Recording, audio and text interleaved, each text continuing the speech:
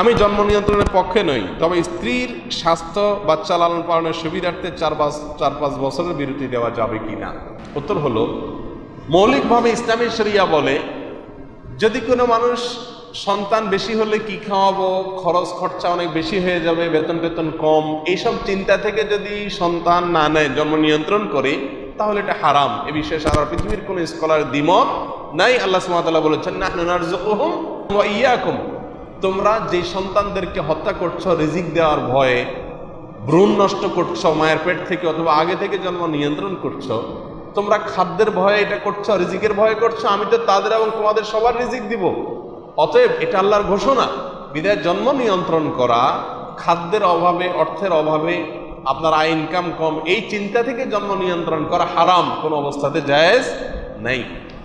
যদি কেউ জন্ম নিয়ন্ত্রণ করে স্থায়ীভাবে, সেটাও সর্বাবস্থায় হারাম, এতেও কারো কোনো দ্বিমত নাই। স্থায়ী যে সমস্ত পদ্ধতিগুলো আছে, একেবারে চিরকালের জন্য সন্তান আর হবে না এরকম কোনো পদ্ধতি অবলম্বন করা, এটা কি নাই, জায়েজ নাই।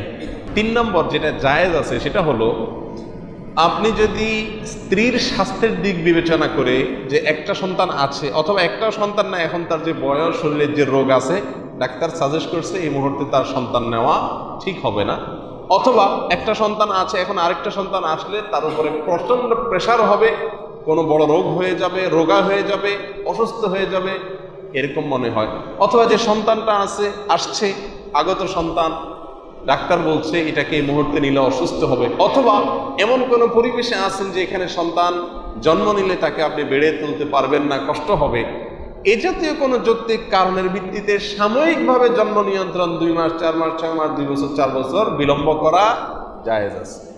কথা কি বুঝাতে পারছি? যৌক্তিক এই কারণগুলোতে জন্মকে সাময়িকভাবে নিয়ন্ত্রণ করা জায়েজ আছে, স্থায়ী বন্ধ জায়েজ নাই। আর রুটি রুজি চিন্তা করে, টাকা পয়সা চিন্তা করে জন্ম নিয়ন্ত্রণ করাও কি নাই, জায়েজ নেই।